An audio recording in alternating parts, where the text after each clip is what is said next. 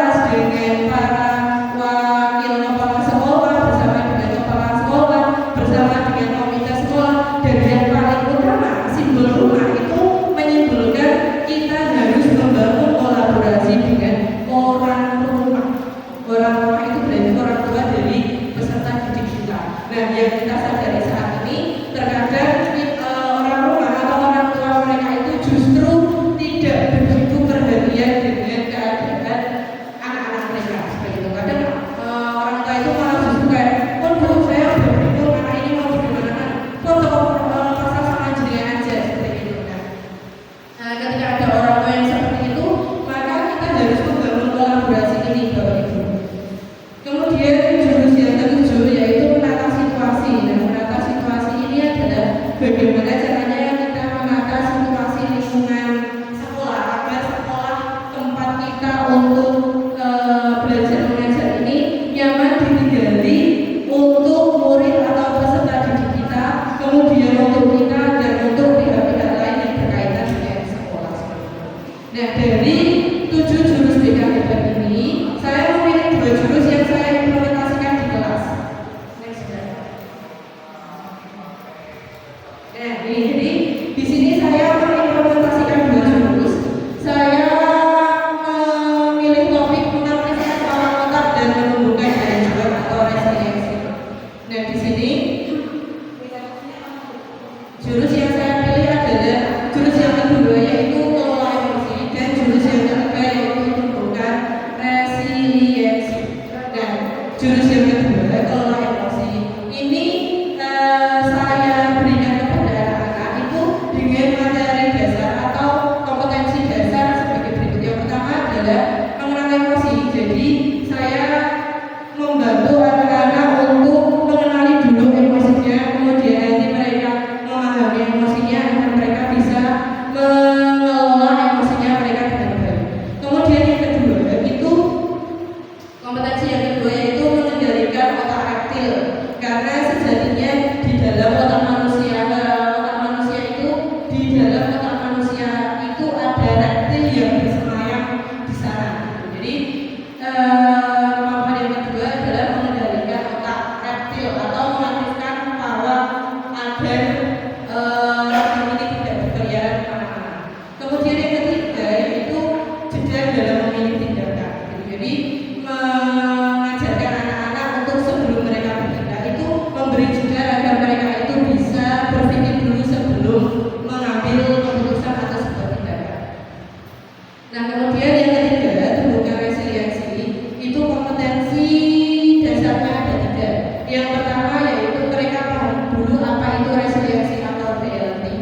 Kemudian yang kedua yaitu membantu anak untuk menumbuhkan pola pikir bertumbuh atau grow mindset.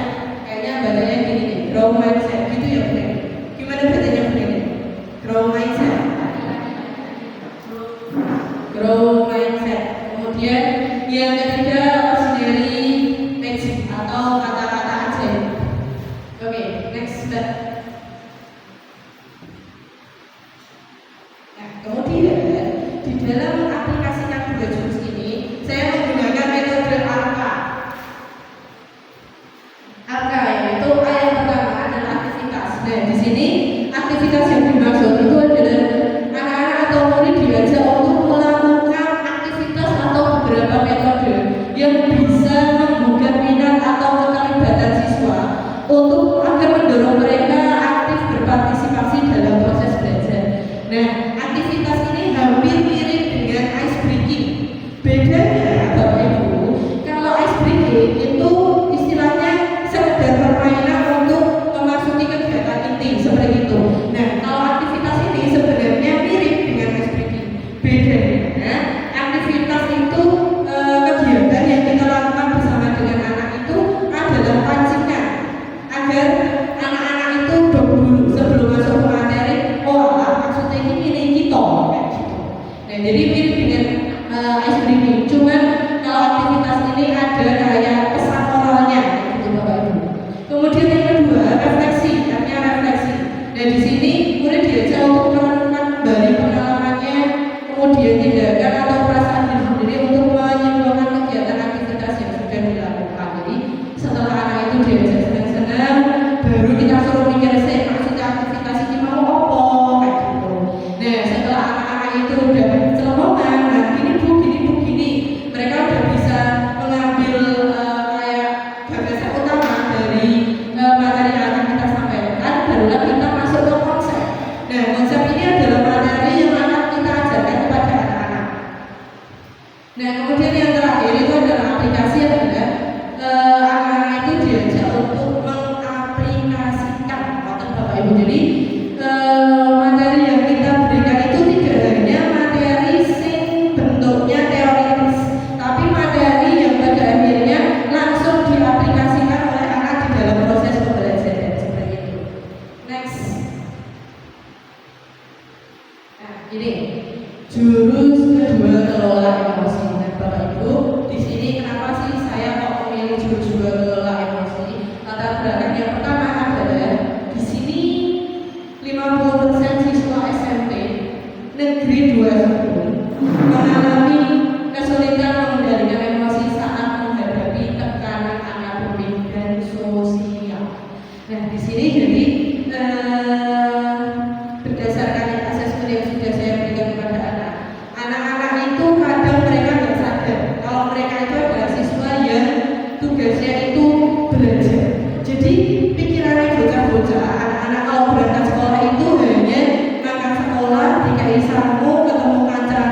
dolan, jajan, ngulik seperti itu. Makanya ketika mereka itu diberikan sebuah tugas dan tugasnya itu menurut mereka itu membebani, akhirnya mereka merasa kayak tertekan, akhirnya mereka stres. Jadi banyaknya tugas untuk mereka itu tidak membuat mereka itu jadi belajar, tapi malah justru membuat mereka itu jadi stres. Kemudian yang kedua, seperti yang kita ketahui bersama, di sini anak-anak remaja seusia mereka itu juga sedang mengalami tekanan sosial. Tekanan sosial itu bisa bersumber dari relasi pertemanan mereka dengan temannya mereka atau hubungan mereka dengan keluarga yang ada di rumah seperti itu. Dan Bapak Ibu kan juga sudah mengetahui, bukan rahasia umum untuk kita ya, anak-anak kita itu banyak yang mengalami masalah di dalam keluarga intinya mereka. Itu merupakan salah satu tekanan sosial yang luar biasa bagi mereka. Jadi bocah yang jajane pintar itu karena sering mendengar pertengkaran di rumah, akhirnya mereka berangkat sekolah itu dalam keadaan yang tidak baik-baik saja, murung, stres dan merasa bahwa rumah itu bukan tempat mereka untuk kembali.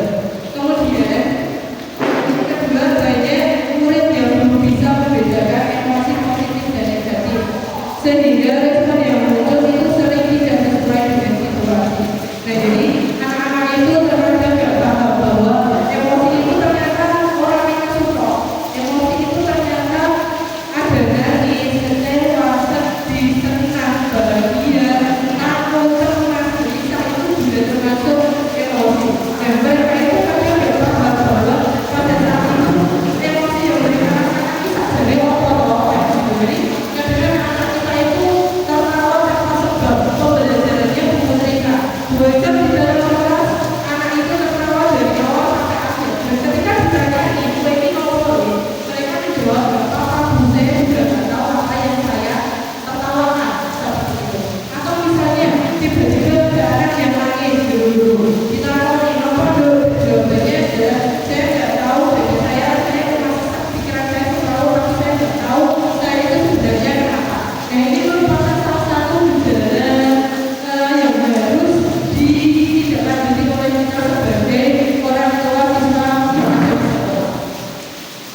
Kemudian 1 dari 3 siswa, di sini saya mengadakan saya wawancara kecil-kecilan dengan anak-anak. 1 dari 3 siswa mengaku lebih memilih diam atau menghindar saat sedih atau marah karena takut disalah-salah.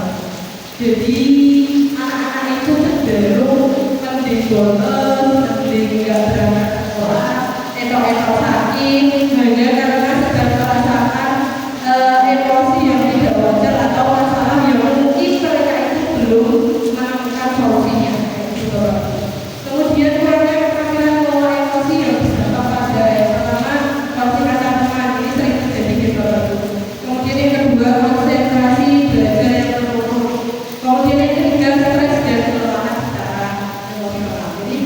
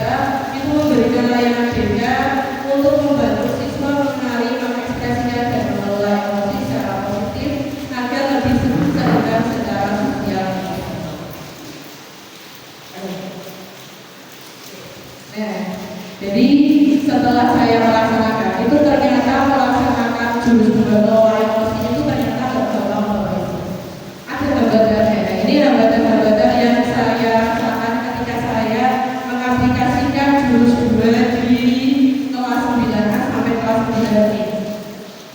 Nah, yang pertama itu siswa atau peserta didik kita itu sulit terbuka dalam mengungkapkan emosinya. Gitu. Jadi ketika saya di kelas kemudian tanya perihal perasaan itu banyak siswa laki-laki yang diam, kemudian cengengesan, kemudian tidak mau jujur dengan perasaannya. Karena apa? Karena mereka malu dan takut diejek teman saat diminta untuk berbagi perasaan itu. Jadi ketika saya tanyain bagaimana perasaanmu hari ini, jawabannya kemarin biasa aja, saya tidak merasakan apa-apa.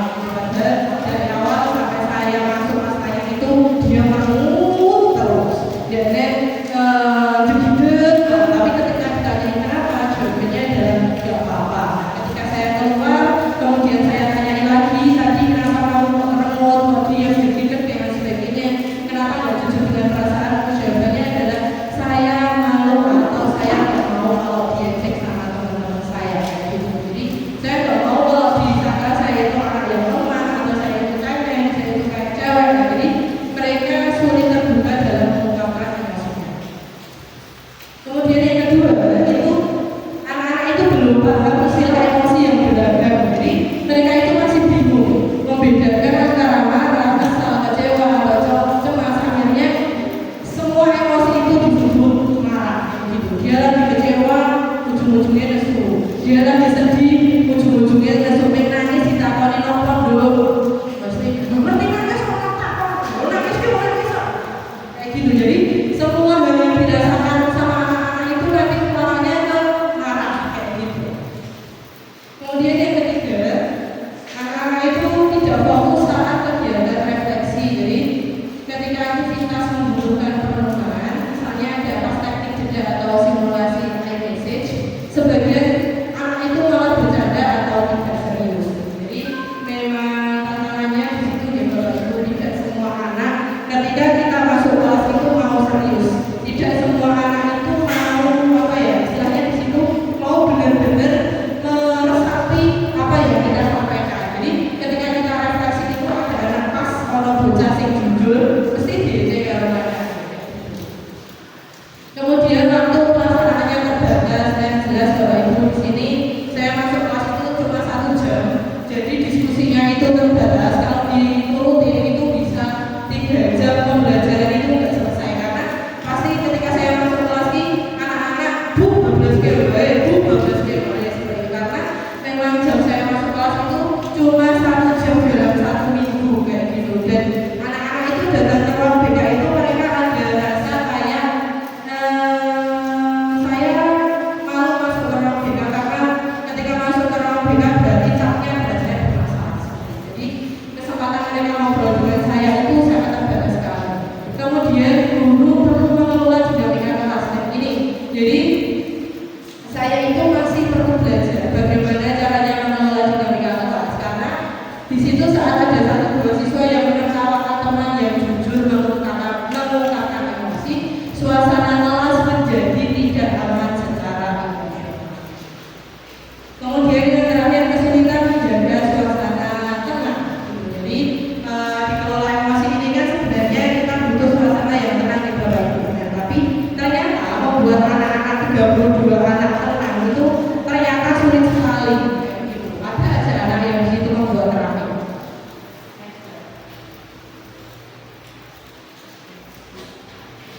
Nah, ini adalah aplikasi Arka dalam implementasi juru-juru kelola emosi yang saya berikan kepada anak-anak.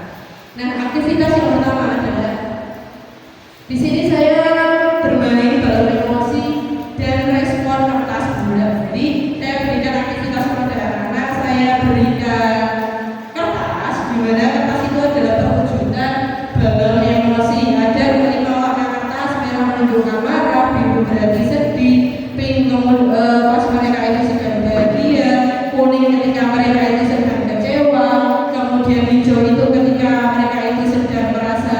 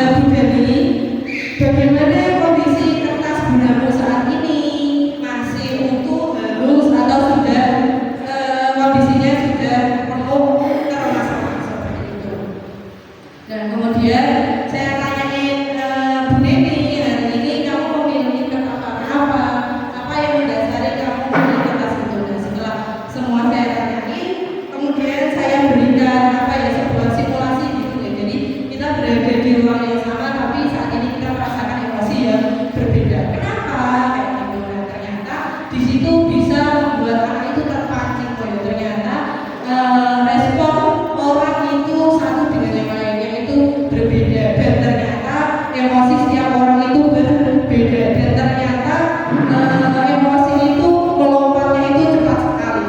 Nah, di kegiatan refleksi ini anak-anak saya minta untuk menganalisis dan menyadari bahwa yang pertama, setiap orang memiliki emosi dasar yang berbeda-beda. Kemudian yang kedua, emosi negatif yang tidak dikelola dapat meninggalkan bekas atau kerusakan baik pada diri sendiri maupun pada orang lain. Gitu. Nah, contohnya kayak atas yang termasuk itu tadi.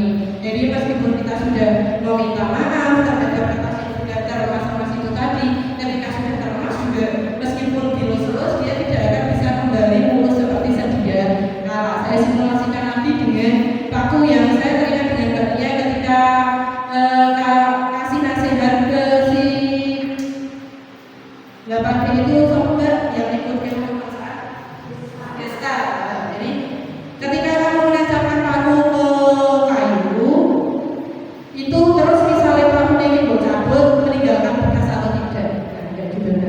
Ketika kamu minta maaf, apakah lubang di dalam kayu itu bisa menutup kembali kayak gitu. Nah, jadi saya simulasikan dengan seperti itu. Jadi biar pemahaman anak-anak itu lebih luas gitu. Oh ya, ternyata kayu ini ditutup juga bisa berbekas, kemudian akhirnya merusak seperti itu. Nah, dari kegiatan aktivitas dan refleksi itu tadi, kemudian di situ saya memberikan konsep atau materi tentang struktur otak. Jadi struktur otak kita itu ada neokortex, ada limbik, dan juga ada reptil.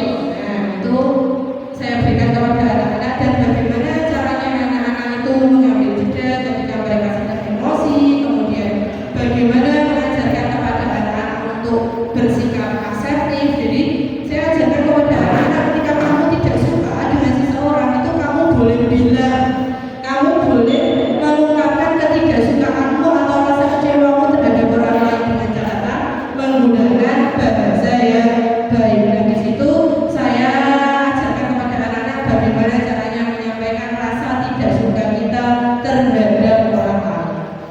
Nah, kemudian aplikasinya adalah simulasi teknik jeda, yaitu mengambil nafas dalam ketika mereka sedang emosi. Tujuannya adalah memberikan oksigen kepada otak, jadi mereka itu bisa berpikir jernih sebelum mengambil sebuah keputusan atau tindakan. Dan penerapan iMessage, bagaimana mereka itu belajar untuk berlaku asertif atau mengungkapkan rasa tidak sukanya mereka ketika mereka itu istilahnya ketika mereka merasa tidak nyaman dengan seseorang.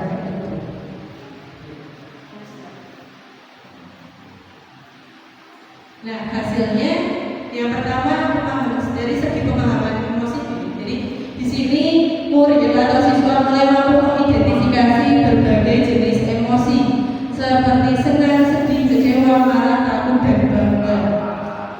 Mereka bisa menyadari bahwa emosi adalah respon yang wajar dan dapat diterima, bukan sesuatu yang harus disembunyikan. Jadi dari situ mereka jadi kayak sadar, oh ya kalau aku sedih itu memang aku harus mengakui bahwa saat ini aku sedang sedih, gak usah ditutup-tutupi, gak usah merasa sok baik-baik saja ketika kita itu sedang sedih kayak gitu. Kita boleh kok mengungkapkan rasa tidak suka kita ketika kita itu marah kayak gitu. Jadi dari situ anak-anak sudah mulai bisa berpikir, oh emosi itu beragam, oh ternyata menyikapi emosi itu seperti itu. Kemudian di sini keterampilan pengelolaan emosi. Jadi siswa mampu mempraktikkan teknik jeda untuk menenangkan diri dan menerapkan komunikasi iMessage dalam simulasi dengan cara menyampaikan perasaan dan kebutuhan secara asertif tanpa menyalahkan orang lain. Jadi siswa jadi paham kayak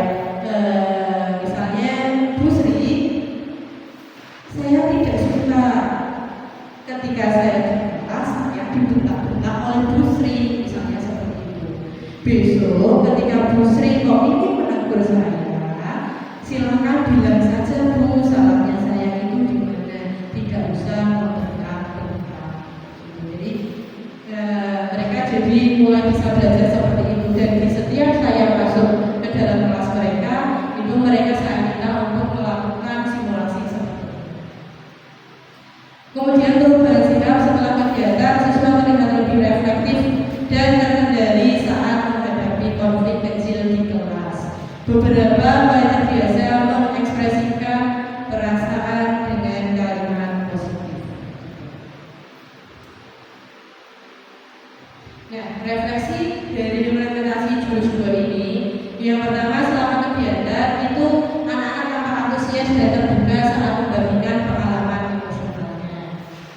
Kemudian sebagian siswa masih perlu pendampingan lanjutan untuk mengenali emosi yang kompleks seperti iri, cemas, dan malu. Nah, jadi Bapak Ibu tambah informasi. Jadi kemarin hari Rabu minggu kemarin itu kita kedatangan puskesmas. Ternyata kedatangan puskesmas itu untuk mengkonfirmasi gejala kecemasan yang dirasakan oleh anak-anak kita.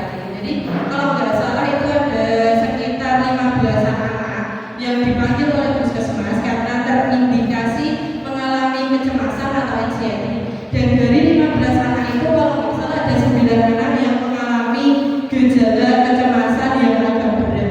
Dan kalau menurut saya apabila tidak segera ditangani itu nanti bisa mengarah ke jadi kecemasan berlebih itu bisa mengarah ke stres ringan seperti itu.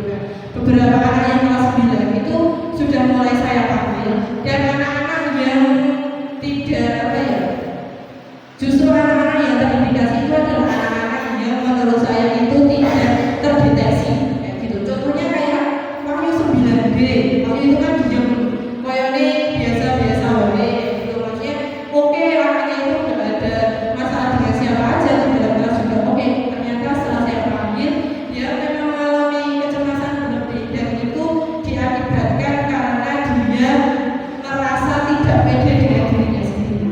Jadi ada 9 anak yang itu sudah saya bagi dengan Bu Deni. 9 anak itu siapa saja, dan itu membuat saya sebagai guru BK itu harus lebih aware pada anak-anak. Oh ternyata anak-anak seperti Putri Delima pun, nah Putri Delima itu juga mengalami gangguan kecemasan yang serius. Waktu itu saya tanyain sembari ngobrol biasa, saya tanyain ternyata memang ada masalah yang membuat dia itu mengalami kecemasan, dan itu masalahnya bukan hanya masalah sing sekedar cita-citaan sama pacarnya gitu. Nah, jadi di sini memang dihimbau juga untuk wali kelas kayak lebih lebih sering ngobrol ke anak di luar materi pembelajaran yang kita berikan kepada anak. Karena memang kadang-kadang anak-anak yang terlihat biasa-biasa saja pun terkadang mereka itu sedang mengalami masalah yang tidak biasa. Kemudian teknik jeda dan eye message efektif membantu siswa menunda reaksi impulsif dan berkomunikasi secara lebih benar. Jadi saya ajarkan ke anak lagi ngomong, sampai ini ngomong ini malah juga dia coba bufafa. Nek bufafa ini ngomong kayak orang orang sampai jadi terus. Nek ngomong ini bukan berganti orang cepat kesel. Ini juga ternyata berfungsi agar anak-anak itu belajar lebih tenang ketika ngobrol dengan orang lain. Terus di sini saya menyadari pentingnya memberi ruang aman bagi siswa untuk mengekspresikan perasaan tanpa takut untuk dihakimi. Nah, ini Bapak Ibu yang harus kita garisbawahi adalah terkadang anak-anak itu jadi saya pernah anak-anak itu datang sendiri, ada anak datang ke ruang BK sendiri, dia cowok meningsil koyo-koyo ini meningsil nyebelin banget, ketika di kelas ini aktif pol, dia datang pada saya dan dia itu matanya berkaca-kaca pas saya tanyain kenapa Mas, dan Bapak Ibu tahu jawabannya apa? Jawabannya adalah saya habis dimarahi oleh Bu ini. Kenapa? Karena kelasnya ramai, dan di situ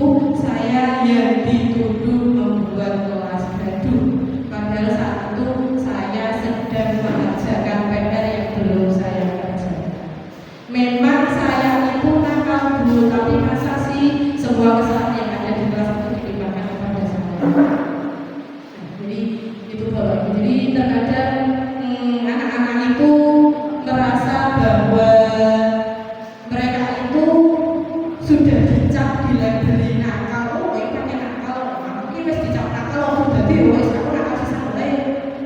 Saya itu udah dicap sama guru pak guru, usil lo guru ya wis, aku usil wae.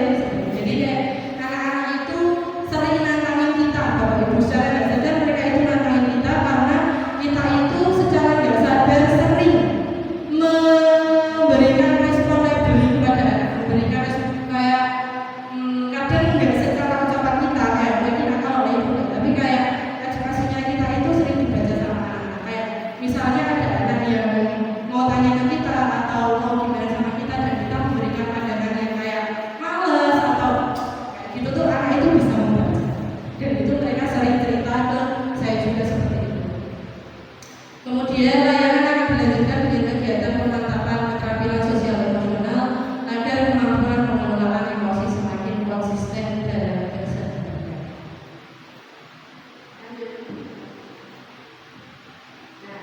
Kemudian itu di Bapak Ibu untuk jurus 2-nya. Kemudian saya lanjutkan ke jurus yang ketiga, yaitu tentang resiliensi atau daya juang dari siswa SMP Negeri 2 Solo. Nah, kenapa sih di sini saya kok mengambil jurus 3 layanan resiliensi ini? Kebetulan layanan resiliensi ini saya ambil untuk praktik baik saya kemarin di dinas yang GTK itu. Saya mengambil tema resiliensi juga karena memang saya merasa kayak ada keresahan dari diri saya sendiri dan teman-teman juga, tentunya teman-teman dari rekan guru itu sudah sering ngobrol dan seputar yang kita obrolkan itu seputar daya juang anak yang semakin kesini itu semakin rendah. Kayak anak-anak itu gak ada usahanya untuk maju, anak-anak itu daya juangnya itu rendah sekali kayak gitu. Nah, ini kenapa saya mengambil jurus 3 resiliensi, karena yang pertama banyak murid yang menghadapi kesulitan belajar dan tekanan yang seringkali berujung pada perasaan mudah menyerah dan ragu dalam diri. Nah, di sini anak-anak itu seperti yang saya bilang di awal, anak-anak itu nggak sadar kalau mereka itu adalah seorang pelajar yang tanggung jawabnya adalah belajar. Jadi ketika mereka itu dikasih materi yang agak sulit, tugas yang agak banyak, itu mereka pada akhirnya mudah menyerah dan meragukan dirinya sendiri. Kayak anak disuruh lomba warna lepot dengan dalih saya nggak bisa, dengan dalih saya nggak mampu, dengan dalih teman saya itu lebih pintar daripada saya. Jadi kepercayaan diri anak-anak itu rendah. Kemudian yang kedua, hasil rekap persepsi murid dari bulan Juni sampai September. Ini rekap kelas 9 di Bapak Ibu, menunjukkan bahwa sebanyak 30% murid tidak berangkat dengan alasan lelah sekolah. Jadi di sini saya melakukan investigasi kecil-kecilan ketika anak hari ini tidak berangkat. Paginya saya tanyain, oh boleh mikir apa jawabannya adalah kesel. Kayak gitu. Dan sering sekali saya tanyain anak itu tidak berangkat, oh boleh mikir apa? Saya belum mengerjakan tugasnya dari buku ini. Saya tidak siap dengan ulangan dari Pak ini. Saya tidak mau Bu berangkat karena saya tidak bisa nyanyi misalnya. Saya tidak mau berangkat karena saya merasa nggak suka dengan pelajaran ini. Jadinya saya nggak mau ketemu dengan guru. Itu banyak sekali anak-anak kita yang punya alasan seperti itu, akhirnya tidak berangkat sekolah. Kemudian yang ketiga, saya ingin menanamkan pola pikir bertumbuh atau growth mindset agar murid yakin bahwa kemampuan dapat dikembangkan melalui usaha keras.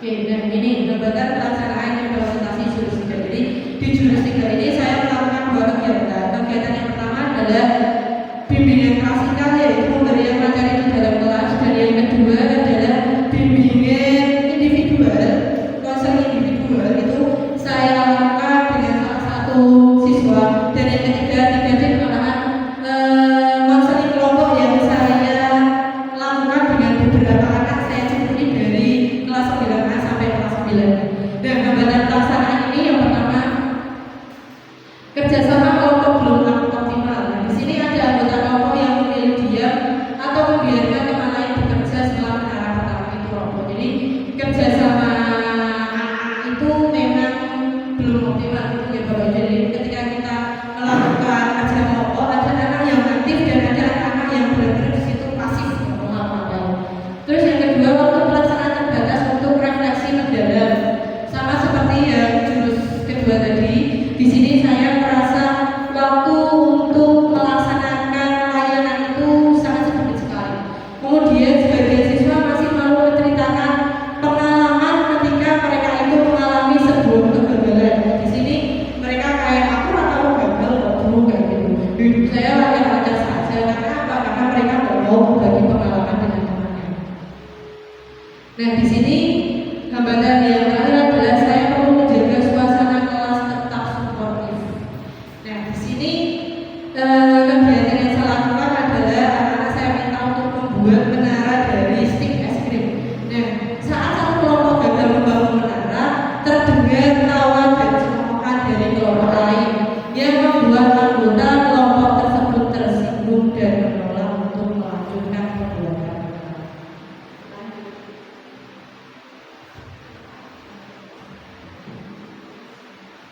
Nah, di sini langkah aksi jurus 3. Yang pertama, aktivitas. Di sini anak-anak saya minta untuk membuat menara dari stik es krim secara berkelompok. Bukti caranya menara ini harus jadi kokoh dan tinggi.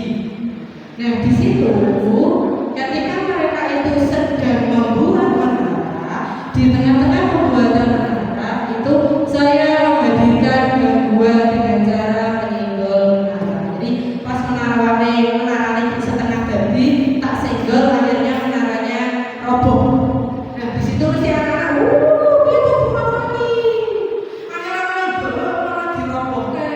Aku sama gambar itu terus malah dirobohke. Jadi ketika sudah jadi 3 tingkat saya robohkan, jadi 2 tingkat saya robohkan. Padahal membuat 1 tingkat itu sulit sekali kalau itu. Kemudian refleksinya adalah saya bertanya kepada anak-anak, apa yang kalian rasakan saat menara kalian goyah atau bahkan roboh? Jadi setiap kelompok itu saya tanyai pertanyaan seperti ini. Dia perasaanmu pas menara roboh ini, dia perasaan. Kemudian pertanyaan kedua adalah apa yang membedakan kelompok yang cepat menyerah dan kelompok yang segera bangkit ketika menaranya itu roboh?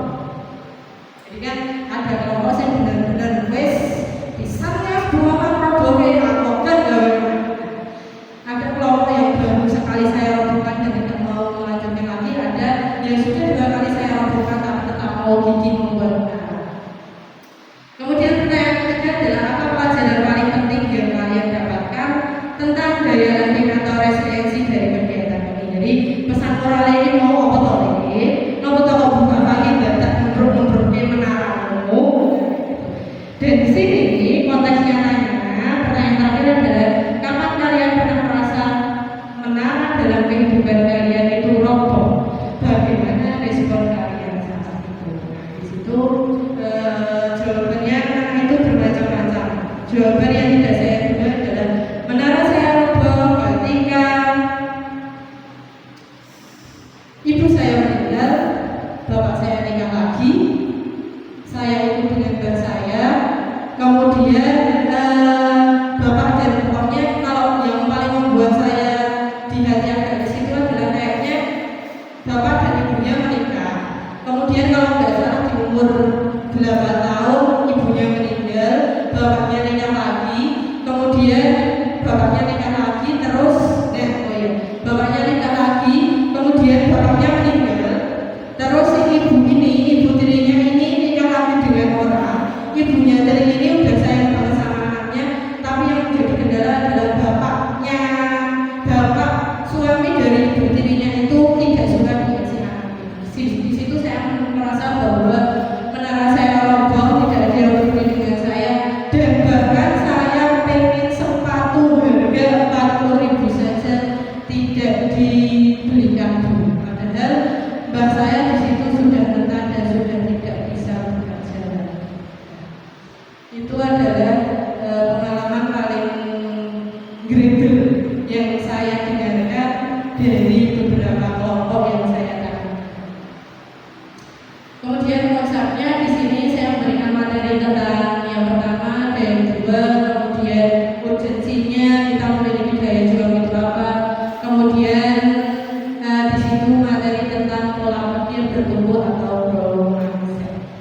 Aplikasinya adalah mengaplikasikan grow mindset dan koreksi teknik berikut. Nah, jadi aplikasi grow mindset itu adalah hanya menggunakan kayak kalimat-kalimat aja. Saya ingin anak-anak itu mengubah sebuah kalimat yang fix mindset menjadi grow mindset, yang dari saya tidak bisa matematika menjadi saya belum bisa matematika dan saya belajar lagi, seperti itu. Saya gagal dalam lomba olimpiade kemudian saya marah, itu bukan berarti saya tidak bisa, tapi saya harus butuh banyak belajar, seperti itu. Nah, kemudian konseling individual yang saya lakukan adalah saya melakukan konseling individual dengan siswa berinisial DM, di mana si DM itu merasa tidak percaya diri karena merasa belum begitu layak ikut lomba, tapi dia merasa kayak dipaksa. Jadi dia merasa kayak aku belum punya kemampuan tapi aku dipaksa ikut lomba. Di situ yang membuat si DM ini di situ kayak berat semangatnya karena beberapa teknik yang dilakukan itu sudah berulang kali dia lakukan, dia kerjakan di rumah, dia berlatih, tapi ketika berlatih dengan pelatihnya pasti ada yang salah. Jadi kayak aku udah latihan di rumah dulu, tapi ketika bertemu sama pelatih aku tetap gak bisa ngelakuin itu. Jadi dia merasa kayak percaya dirinya itu surut karena aku udah bilang di awal Bu, aku itu gak punya kemampuan di situ, tapi aku dipaksa gitu. Dan di situ saya berusaha untuk menanamkan grow mindset kepada si DM ini dengan cara kalau kamu gak punya bakat, kamu tidak mungkin disuruh ikut lomba. Kemudian saya mengapresiasi latihannya kamu, perkembangannya kamu dari kelas 7 itu sudah sangat banyak sekali. Yang namanya perkembangan itu gak harus langsung banyak, kamu itu gak harus langsung jadi juara. Target pertamamu adalah kamu harus percaya diri ketika kamu itu ikut lomba, gak harus menang. Nanti kalau kamu udah percaya diri, baru kamu tingkatkan targetmu. Karena kita di sini sebagai guru itu tidak pernah memberikan target kepada kamu. Tapi saya mau ketika saya ikut lomba dan saya tidak memberikan apa-apa ke sekolah. Jadi konseling individual saya saat itu adalah memerangi pikiran fix mindset si DM ini agar dia mau berlatih lebih keras untuk berjuang di perlombaan itu.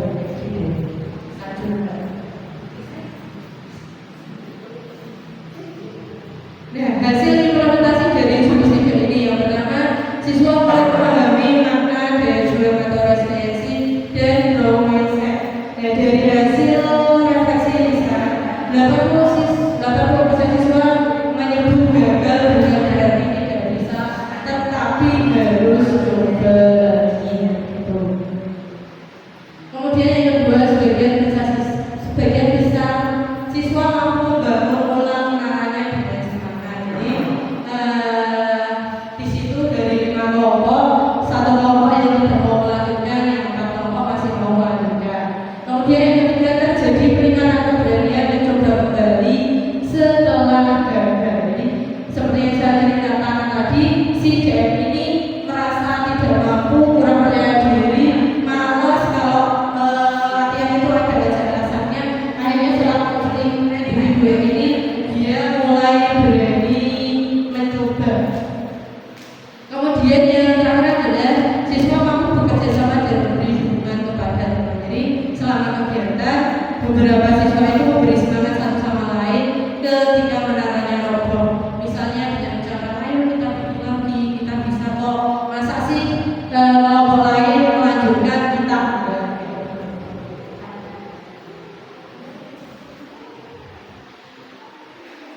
Nah, ini refleksi implementasi dari jurus 3. Yang pertama, kegiatan sederhana dapat menumbuhkan kesadaran. Jadi aktivitas-aktivitas sederhana seperti membangun menara, kemudian ngobrol ringan, itu ternyata bisa menumbuhkan kesadaran mendalam pada siswa. Kemudian yang kedua, daya juang perlu dilatih secara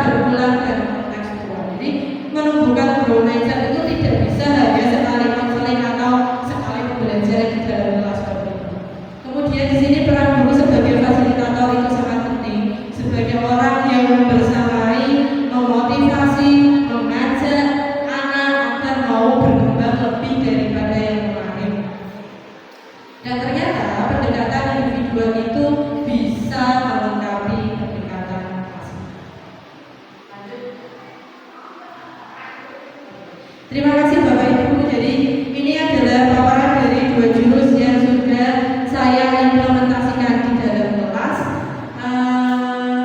Garis besarnya seperti ini ya Bapak Ibu.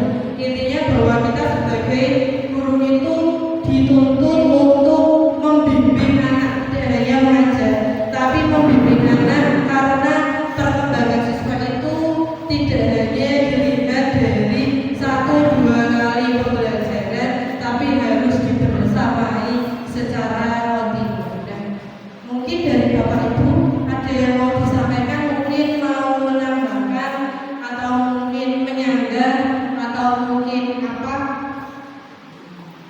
Oke, monggo Bu.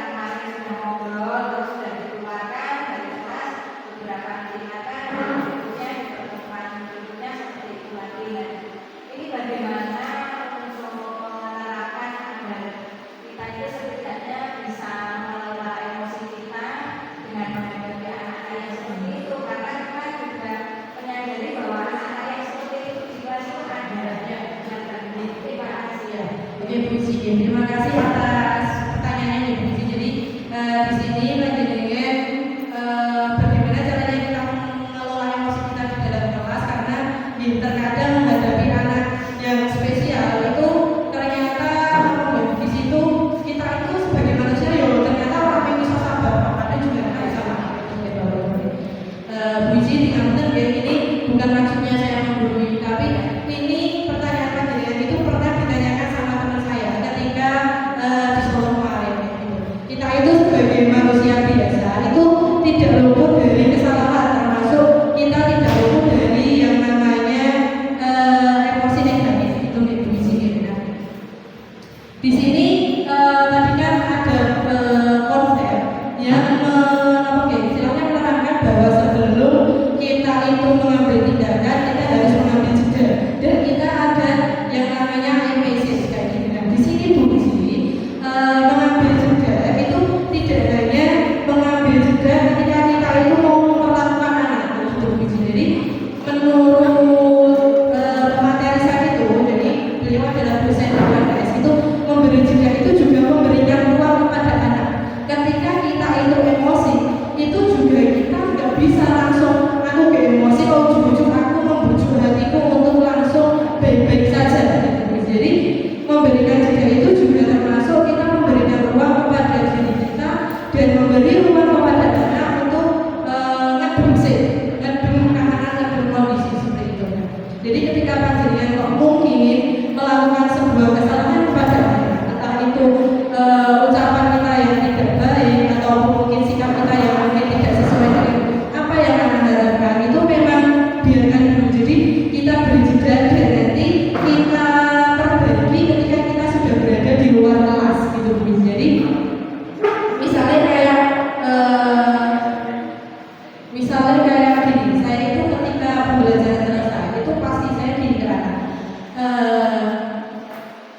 Mas Ba, kalau hari ini Bu Fafa ada salah dimaafkan ya. Pasti saya bilang seperti itu sebelum saya keluar dari kelas dan sebelum saya menutup kegiatan hari itu. Nah nanti Bu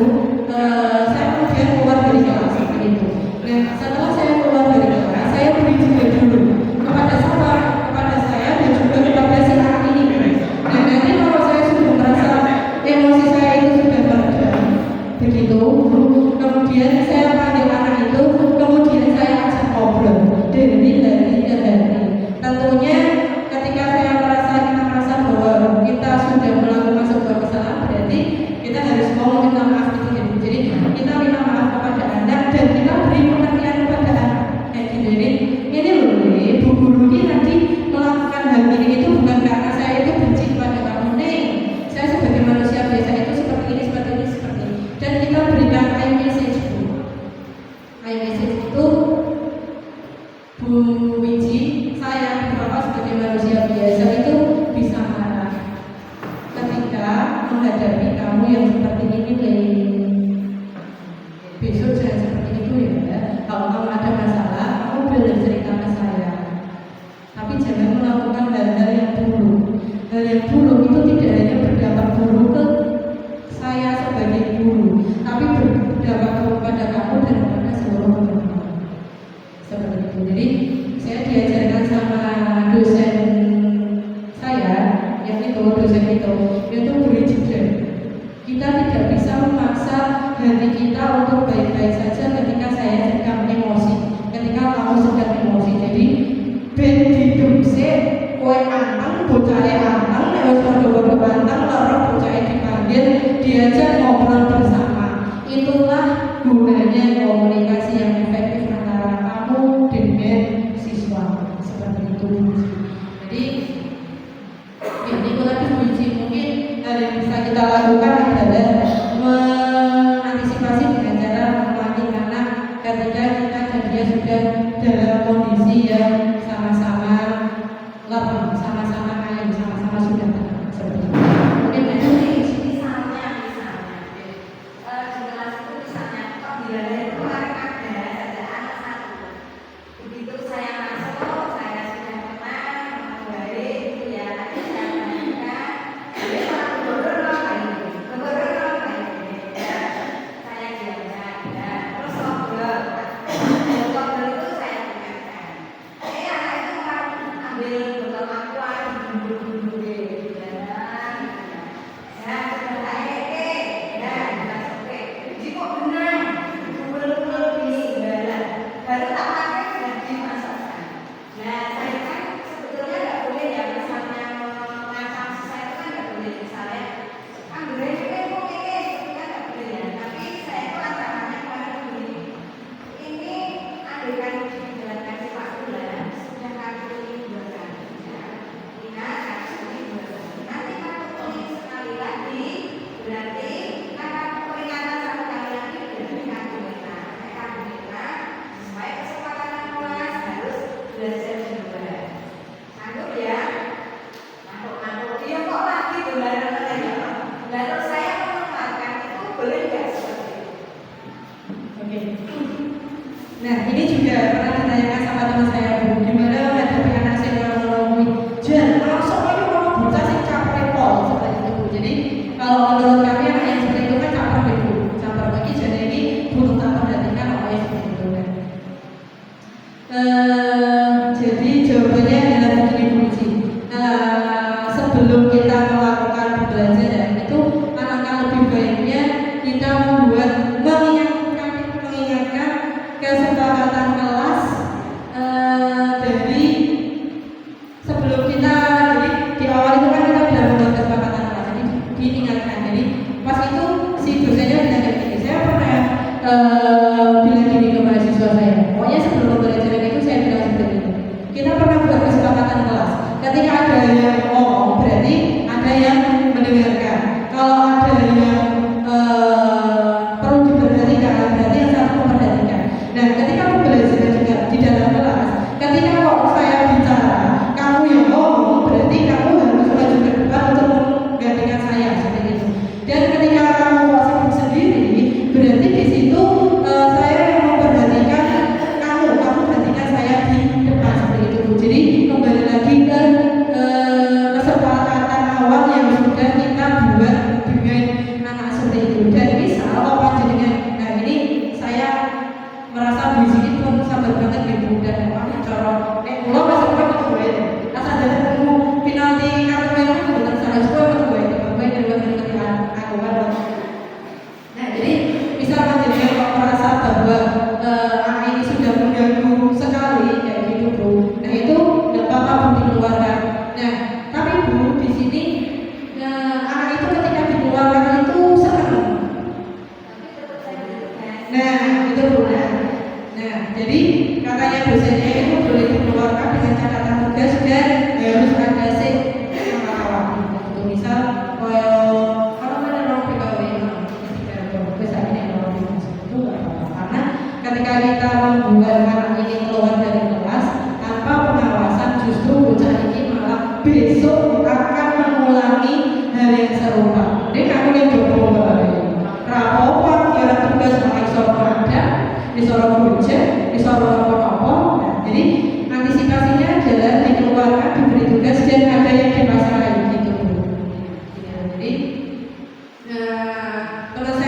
juga pas ngobrol-ngobrol itu mereka juga pernah bilang kayak gini, kadang ini aku yo bingung, kalau guru